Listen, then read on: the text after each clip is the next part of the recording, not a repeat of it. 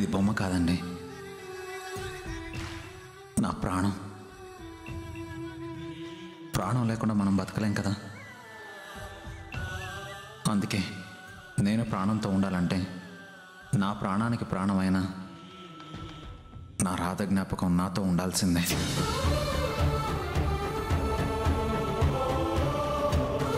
అవును, నేను నిజమే మాట్లాడుతున్నాను.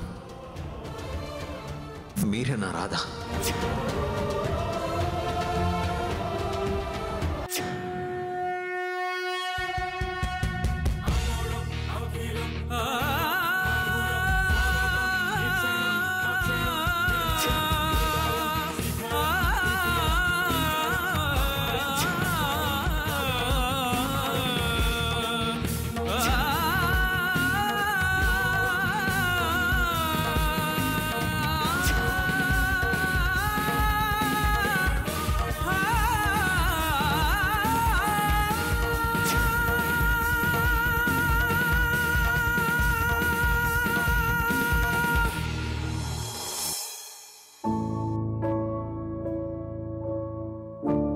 అమ్మ లక్ష్మి,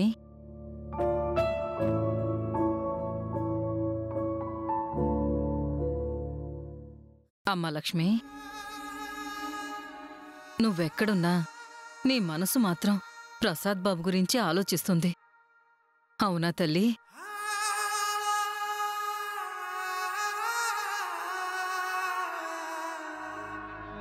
అవును పిన్ని,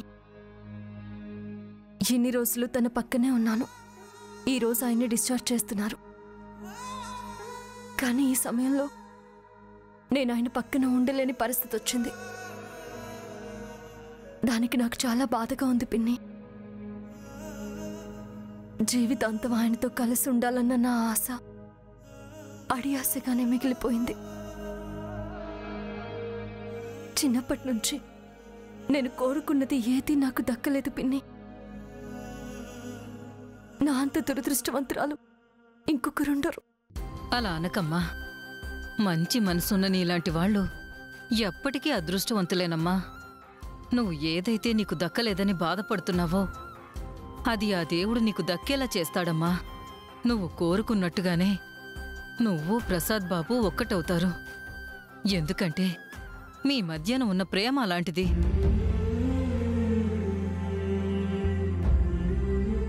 మీరు విడిపోవడం అనేది జరగని పనే.